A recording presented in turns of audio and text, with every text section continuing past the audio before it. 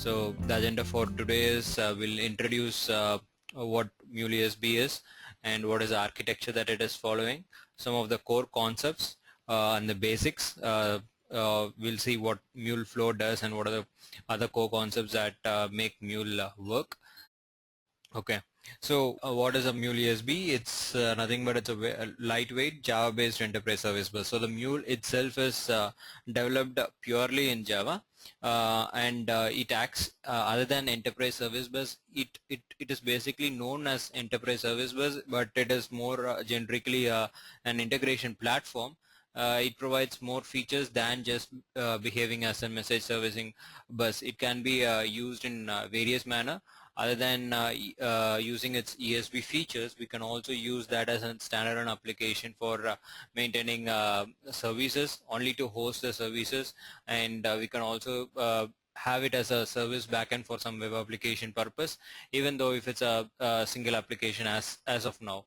And as the application grows, it can bring its integration features and all the messaging services that it has to integrate multiple applications into it. But the core features are its ESBs and ESB feature, but otherwise it's more of a platform wherein you can use it for a variety of different purposes.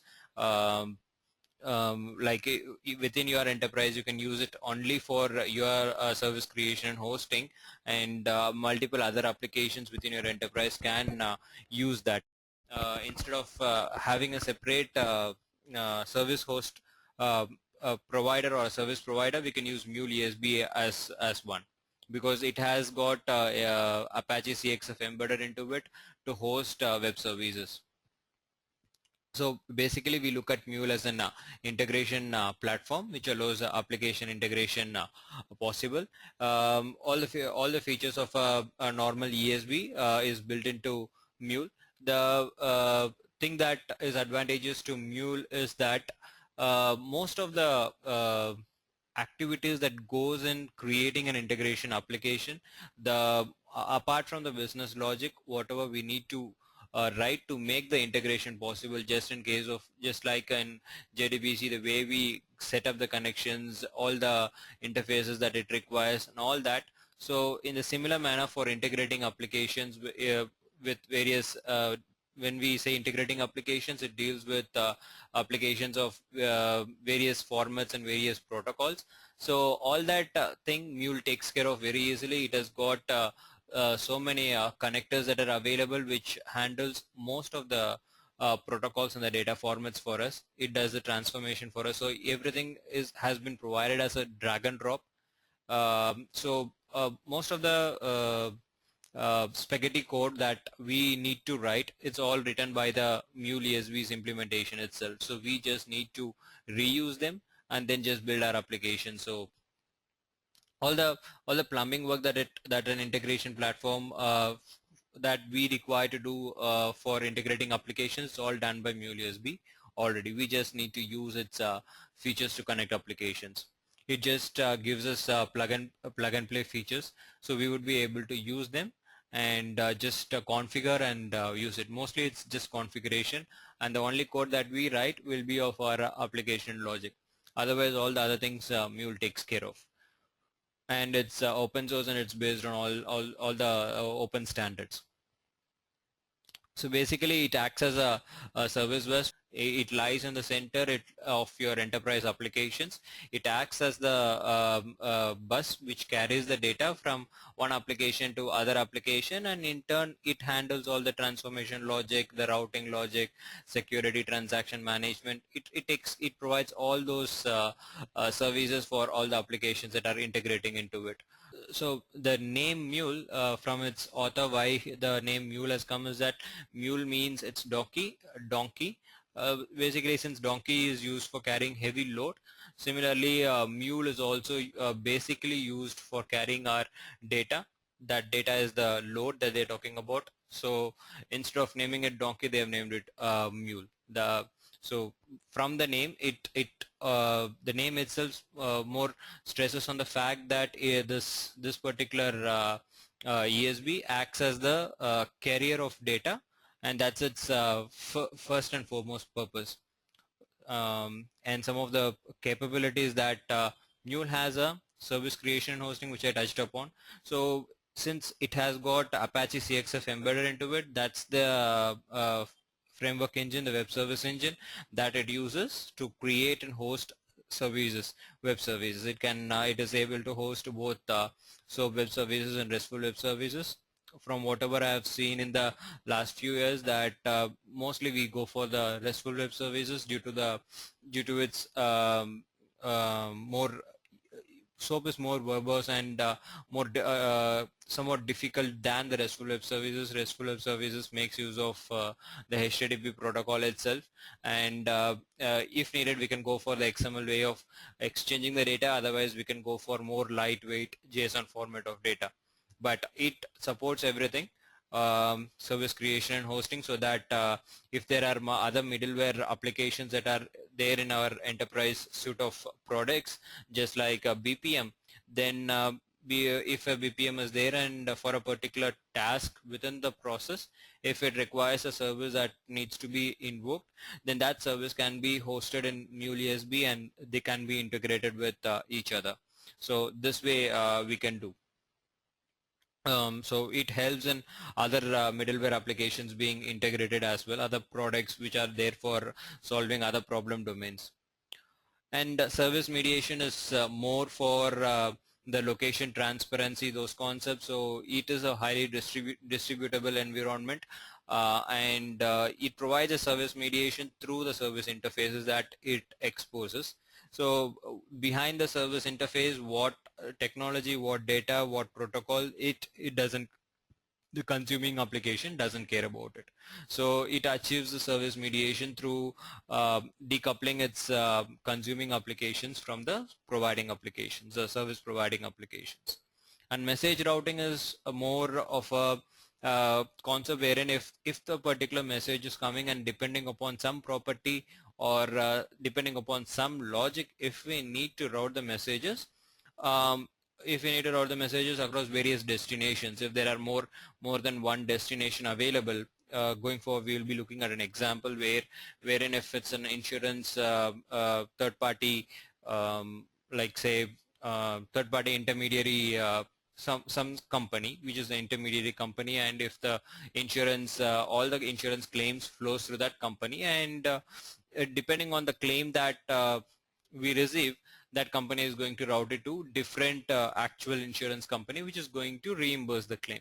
So in that case, it has got more than one routing options that it need to do, meaning it has got more than one destination where the incoming message should go. So in these sort of scenarios, Mule comes up with its own components which enables us to easily configure these destination points, and based on the data that flows, meaning the data, the message that flows through the Mule ESB, we are able to derive that content or the logic from the content itself, and Mule takes care of just routing it to according to the destination as per the logic that we have configured. We will look at it in an example today. And we also have this data transformation, which is the key for any ESB or any integration platform, wherein when there are disparate applications using different data formats which coming together, so definitely a data transformation is required, and Mule ESB comes up with lot of out-of-the-box data transformers, which just by plugging in that our job is done. If we got to convert a byte array to a string or a string to byte array or various different kinds of these things, now we can just plug and play, and it's there out of the box. You just drag and drop, and then done. Your data transformation is done. But if you want to go for a higher, more specific business logic data transformers, then it provides us components, transformers, wherein we can write actual Java code to get our transformations done. So it allows for more, it has this extensibility feature, since it follows everything is being all these are reusable components whichever we are talking about, the routers, where the services are hosted, the data transformers, all these are reusable pieces and extensible pieces as well, and all these expose as a similar kind of an interface. Going forward, we'll look at what similar kind of an interface means. But basically, all these components are extensible, and if needed, we can directly write our code and then change the behavior of these components. So this is on a high level what a Mule ESB does. It's basically ESB and an integration platform, and it's purely Java based, and it follows all the SOA standards as well. And coming to the architecture that Mule follows, it's before going into what architecture Mule follows, let's see some of the challenges, the point-to-point integration, whatever it brought, and then we had this hub and spoke model, wherein we had a lot of spokes connected to the central hub, where all the processing logic was hosted there. And to solve all these problems, the thing that we need is when we are integrating applications and when we are doing service orchestration, so we are doing a specific set of tasks in a sequential manner, and to do that, uh, so what they have done is they have broken down these series of tasks into their reusable components, into their standalone components, which can be used, which can be interchanged and used, which can be plugged and made a chain out of it. So that's this pipes and filters architecture style. It's an architecture pattern. What it says is that it is going to have different components, one after the other, connected through the pipes. The arrow marks are the pipes, and the actual the boxes, the message filters, all these are the filters. So each one is going to do some activity or the other, and these are the ones which are going to process the message that comes in to the application.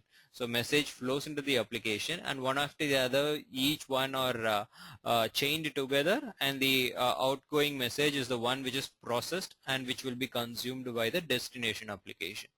So, so message filters can be of various kinds. It can be a transformer, it can be a router, it can be a component which performs some business logic, specific business logic to that particular domain. It can be anything. So this architecture provides us a flexibility of just taking this message filter out and putting it. The sequence can be interchanged, and at any point in time, if there is a change coming and we want to introduce some new component in between the flow, then it allows very smooth integration of that particular component without affecting all the others. And so this way, this architecture best fits for our service orchestration, and this is the architecture that forms the core of Mule. And so as you see, filter is a meaningful processing unit with a single entry point. What the single entry point means is that all these message filters, even though they are going to perform various different activities like routing, transforming, or some business logic execution, everybody is going to have a single interface, Java interface. So all these components are going to have the same interface, and there will be a particular method that is exposed, and the one that implements this particular interface is going to be the specific ones. But otherwise, on a high level, for a message perspective, it is all going to be the same. That's why we would be able to plug anywhere at any location any component, and when there is a change, only the implementation detail is going to change. Still, the interface is going to remain the same. So using this architecture, we would be able to decouple and then hide the implementation details out into whatever component that implements this interface. So this way, this architecture forms the base of Mule. We'll see how this architecture is implemented and what's the name of that architecture. We'll see all of that. And when we go and we say what filter is actually about, it's a single processing, it's a processing unit, and it's a standalone processing unit. It does not depend on any other thing. That receives a message and then processes the message and then delivers the message. So each message filter in the chain that is configured, everything receives a particular message, does some logics, does some manipulation on the message, and then it gives the output message to the next filter, which acts as the input for this particular filter. Pipe is just a connection between these two, and it holds the whole thing together. That's the pipe. So yeah, this architecture is best suited for handling changes and modifications if your integrating applications are constantly changing, and there are introduction of various other applications to be integrated within the service that you're orchestrating, or within the enterprise domain that you're working with. If there are lots of changes, then this architecture best fits, because the integration is easy, because it's all going to be hidden behind a particular interface, which is going to remain same for the whole chain in the service orchestration. And yeah, since it has got the same interface, it's going to be plugged at any point in any location. The integration is going to be seamless. So when we look at how Mule implements this particular architecture, Mule has come up with a concept called flows. So the name flow comes from the fact that the message that comes into the application flows through the whole set of the message through the application flows through Mule. So that message can be controlled. The way the message flows can be controlled using all the message processes that Mule provides us. So hence the name flow. Basically, Mule provides us the capability to control the way a particular message flows through its ESB, and then deliver to an target application. So since we are able to have a more control over the way the message flows through the application, the architecture that it follows is named as flow, and it is represented in XML in the configuration as a flow element, as a flow element.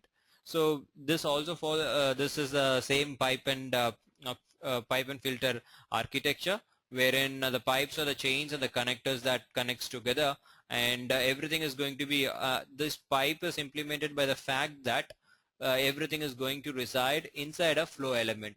So the way we write our components inside the flow element, that forms our pipe. The sequential order that we write inside the flow XML element, that forms the pipe, and the actual message processes we would be writing transformers, routers. There are specific elements that denotes these things. And other than that, the important point to note is that there is a message source. Message source is completely different from message processor in the fact that message source does not do any particular manipulation on the logic. So message source is the place where the data gets generated, where the message gets generated, and it acts as the source, and the first thing that listens to the message source is one of the message processor. It could be an expression filter. So we have this message source and message processors interconnected, and each message processor can take a role of either transformer, routers, filters, or components. So all the Mule, when we say this flows, and these flows are implemented using this message processor and message source concept, to get this flow created in Mule, we have got the Mule Studio, which the IDE that they have provided, wherein we would be able to drag and drop contents onto the IDE, and we would be able to create the flow in a more UI in a visual manner, and the actual XML will be written by the IDE itself, and the XML will be formed. If the application is getting more and more complex, then some people may feel that the visual way of developing that flow is easy, but I somehow feel that going and directly working on the XML gives you more flexibility and more visibility on what goes on in the back end. So the flows every Mule application is going to have flows, and everything is going to reside within flows.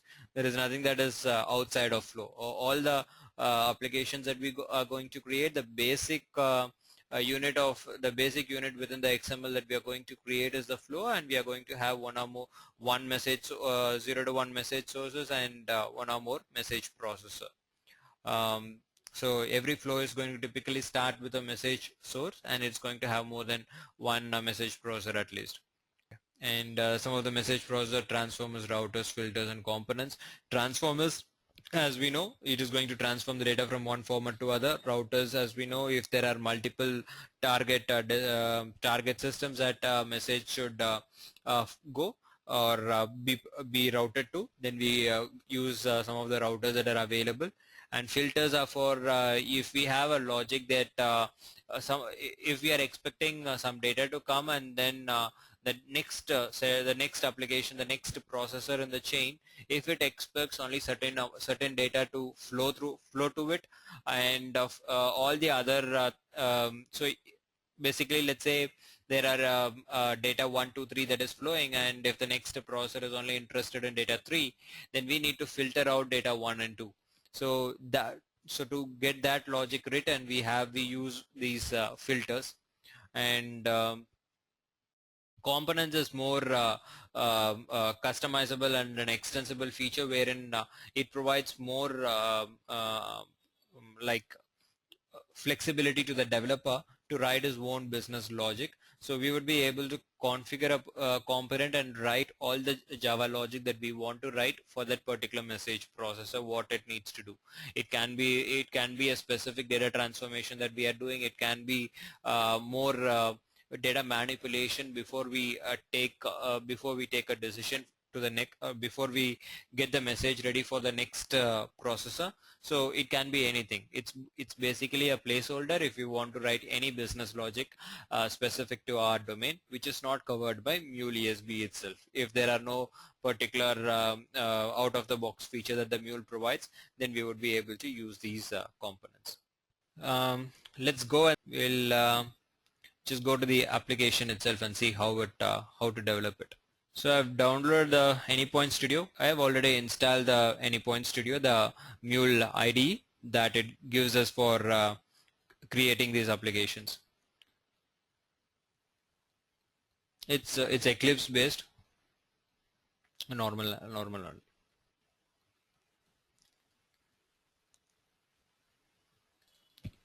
Okay, let's create an Hello World application.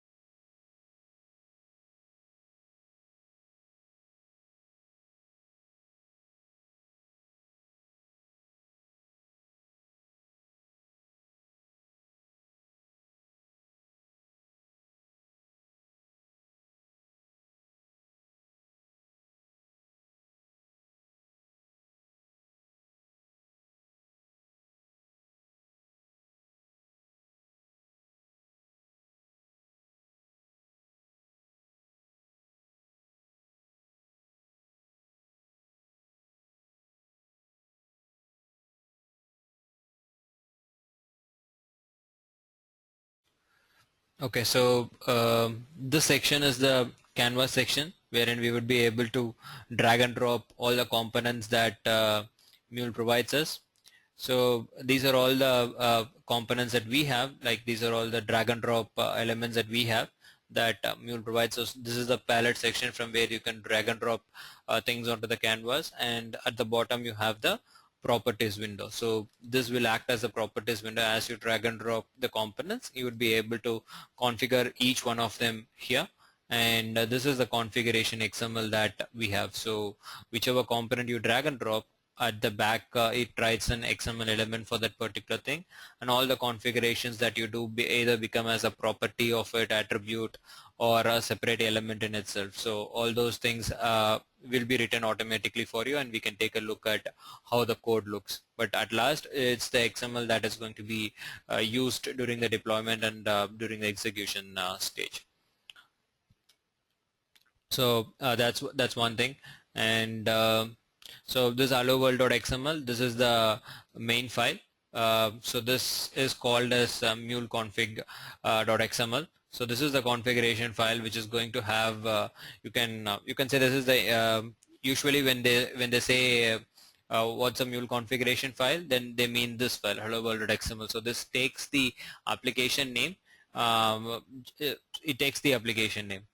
So this is the file that is going to orchestrate everything within the Mule application, and you have normal Maven folder structure, and you can create a lib folder if you want to integrate third party any other API that you want to integrate into your application. You can create a library folder and then use it. So that's about it. Now let's go ahead and create an hello world thing. So first let's go to the connectors. Connectors are the ones. So I'll introduce you to on a high level what these means. Connectors are the one which are going to act as your message sources, the starting point of the flow. So you have HTTP connector, file connectors, FTP, database. So there are various connectors that are available which can be used as the endpoint for an application. So if you are having two applications that needs to talk to each other, and the way we are connecting these applications are using the connectors. Basically these connectors are an abstraction of the underlying protocol, the underlying data format that it works with, and the underlying application that it connects to. So it's basically an abstraction that Mule provides, and it's a reusable stuff as well. You can, if you want to connect to a queue, open source message broker which follows the JMS standards, and it would be, you'd be able to drag and drop JMS connector there and configure it within the application. So you have various connectors for all different sorts of protocols that may be available in the system and in the market. And VM is one important thing. Whenever you want to do some kind of testing and then you don't want to integrate it with any actual application that connects, you don't want any actual physical application or a system to connect to, but you just want to test how the data flows. If you want to use this both as a message source or as a message receiver at the endpoint, the outbound endpoint, so you can use VM, which is nothing but, it stands for virtual machine. It's nothing physical, it's fully logical, but we would be able to send and receive messages through this VM. If you're developing an application and if you still don't have the application that it is that this process is going to interact with, but you need to develop it and test it, then you can go for VM. Later on, when the actual application is available and you have all the configuration details, then you would be able to replace that particular connector. You can have that particular connector replace the VM one. But otherwise, you have all the other things that are available. You can configure and then just use it. So for this example, we'll go with the HTTP, the more commonly used one. So as soon as I drag and drop this connector, HTTP connector, there are few things that we need to notice here. So it is embedded within a flow. So it says hello world flow. That means we have got a flow element created here. So that's what I was talking about. It is in any connector that you drag and drop, you would have a flow created, and then that connector would be the first line within that flow. So herein we just dragged and dropped an HTTP connector which is embedded into a flow. So we are so that's what it does. Everything is a flow, nothing resides outside of the flow. So as you drag and drop, a flow got automatically created, and this became your first element, and this is going to act as your message source. That's why this particular line which separates the processors from the message source. And this double arrow mark, both directions, it means that the its response flow is also there, meaning it's not one way, it's going to be a synchronous response flow. Always there is going to be a response that is returned. So in Mule, the latest version that they have released, the 3.61, they have made sure that this response flow is very intrinsic and it's implicit as well. We don't have to do anything. By default, it's the response flow is going to be there and we are going to receive something. Even for we should not confuse this with synchronous and asynchronous one. In the synchronous, yeah, this is going to be straightforward. It's going to have some processes and it's going to receive some response. In that way, we are good. In an asynchronous process, wherein when a particular flow supports asynchronous process, at that time the response part of the application, what is it going to do is it's not going to return any message to the response flow. It is only going to return the status, whether the whether the message was delivered to the target application successfully, or at least whatever was configured in the message processor, everything was executed successfully. It's just going to return a success or a error status. That's it. This this is different from uh, this is different from the fire and forget. Like in Ajax calls, when we used to fire and then forget and then later on have a callback mechanism done, which is going to handle the response that is going to come. That's entirely different from the asynchronous here that we are talking about, because here in this asynchronous flow, we are not expecting any response to flow here. It's going to be only the status in the case of asynchronous that is going to be returned to the actual starting point. In the case of synchronous, yes, it's going to finish off all the processes that we are going to configure, and at last it's going to return the message that's present at the last processor in the sequence of elements that we have configured. That's what is going to return. Now we'll see what is that is going to get returned here. Now we have got this HTTP thing configured. Let's configure the listener for it. Let's go to the properties tab. So we need to configure a listener here, meaning which IP port and all it's going to listen to. By default, let's leave it to all ports that is going to connect. It can take it from anything. It can take it from localhost. It can take it from any IP that it's going to connect to. And the port that it is going to listen to is 8081. And it's the HTTP protocol as the default one. So let's have all the defaults as such. Don't have to do anything. So as soon as you got it created, you are able to see it here. If you want to edit it, just click on this button. You would be able to see this.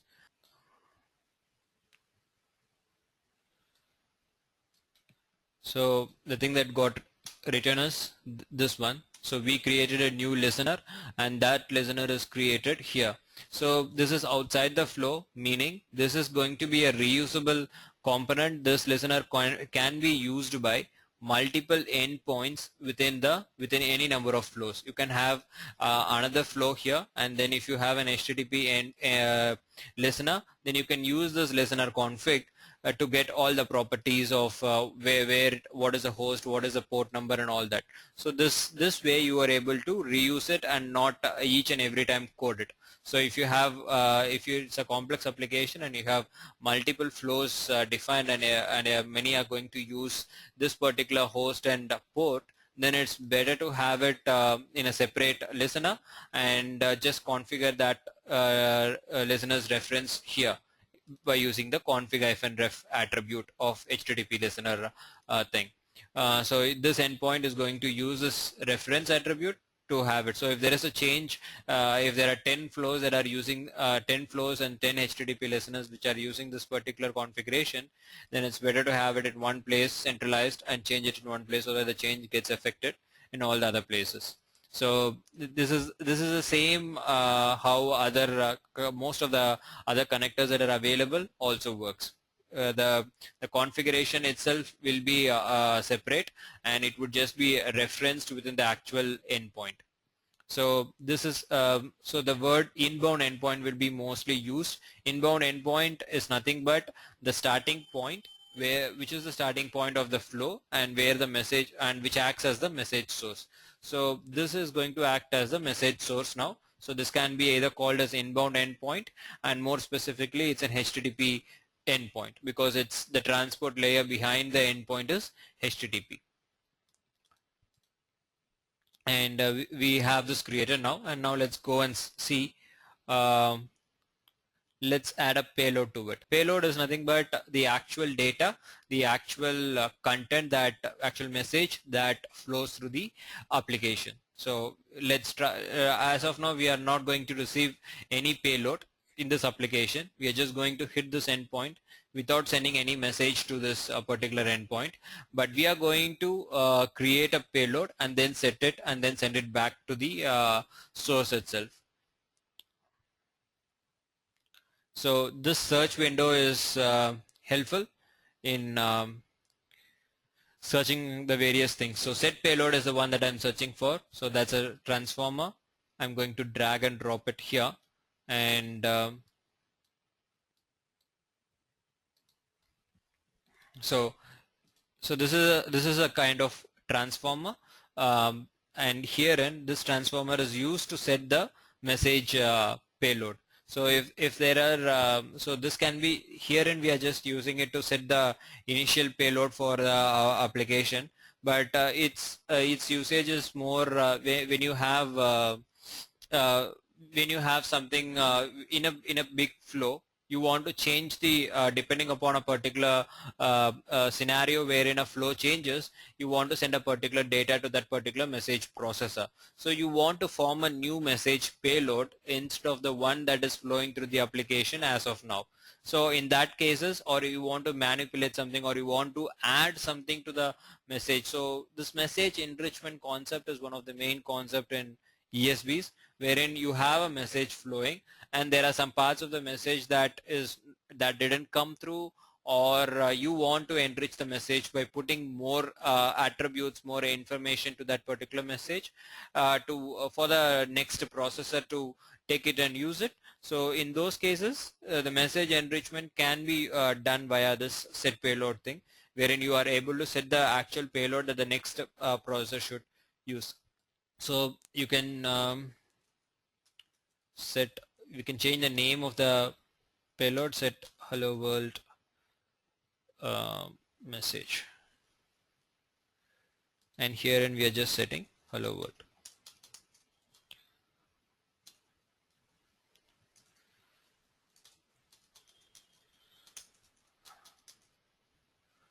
So we are setting hello world, welcome to Mule. This is the message that we are setting, and we can save it here. Okay, let's go back and see what it has written here. So there is a set payload element, value equal to hello world welcome to Mule, and doc name, this is the actual display name of that particular element in the visual UI. Nothing to do with the actual logic itself. So we have created here. So when we were talking about that response that goes through the that goes in the application, it's the same thing. So when we would be hitting this particular endpoint through a browser, we will be invoking an URL, and when the URL is invoked, this is a message source. So there is only one processor that is present in this particular flow, and that processor is nothing but a transformer specifically, and this transformer is a set payload transformer, wherein it sets the actual message payload that's going to flow through the this application. So the payload that we set is a string thing. We set hello world welcome to Mule, and that's it. So there is no other message processor that we have connected to it.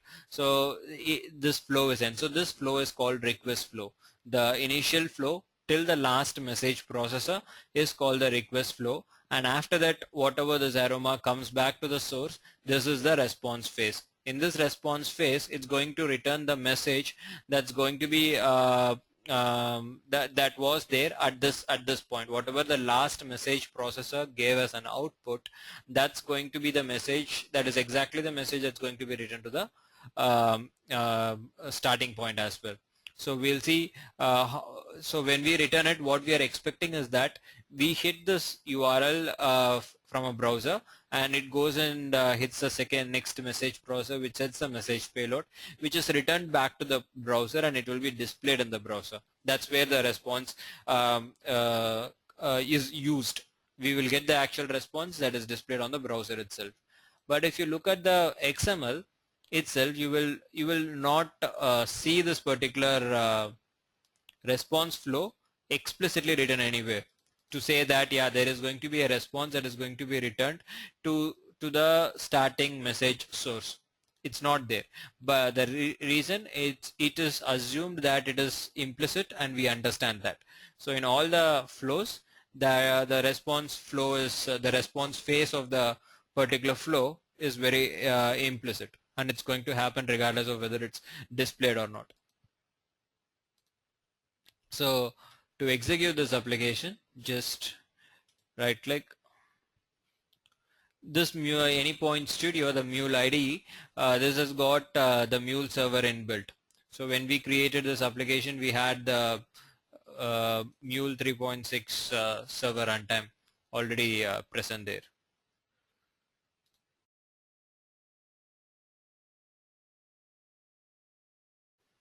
This one, the Mule server 3.60 EE. So it's already there. So we can just go directly run as Mule application.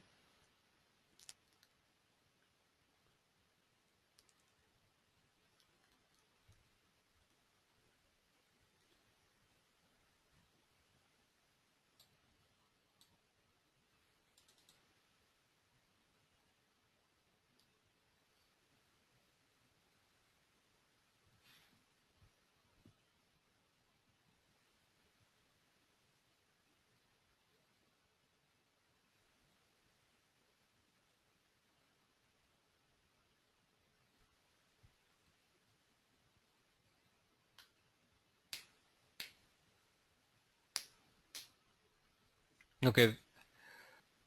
So when you see this deployed message, and this is the application name, and we have got it deployed. So when this is displayed, you can understand that the application is started and it's deployed.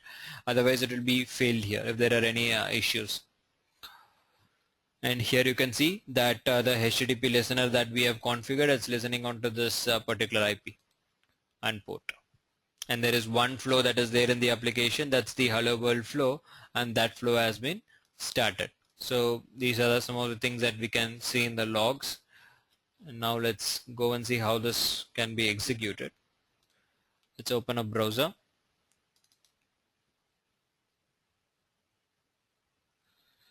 Let's say localhost 8081.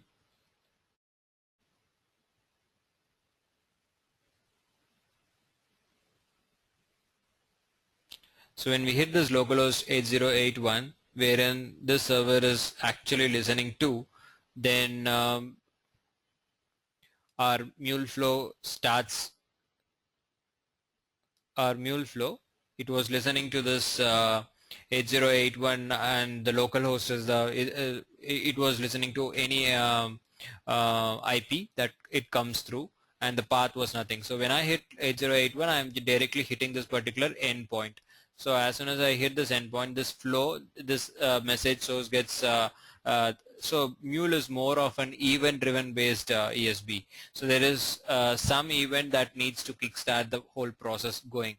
So the event here is invoking of this particular URL, and how this event is invoked, because we have a listener configured that listens to this particular IP and port. So through this listener, we are able to send an event and invoke this flow or start this flow. And once the flow is started, we are able to hit the next message processor. Here in this case, it's a transformer, and more specifically, it's a set payload transformer, wherein we set the payload. And if you see, that's why we were able to receive the response back here saying hello world, welcome to Mule. And if you see the console, you will see that available listeners are star. So we have not got, if there is a payload that was sent here, then we would have got that payload also printed. Since we have sent no payload and just an empty, we just hit the listener, the starting point, the message source directly, and after that the message payload was set within the application itself, and we were able to get that as part of the response, which is an implicit nature of using Mule. So So this is how this is the basic Hello World application, wherein you have configured a particular endpoint, the inbound endpoint, which is an HTTP endpoint, and within a flow, and we are able to use one particular message processor and orchestrate it. So this is the most simplest of application that we can develop.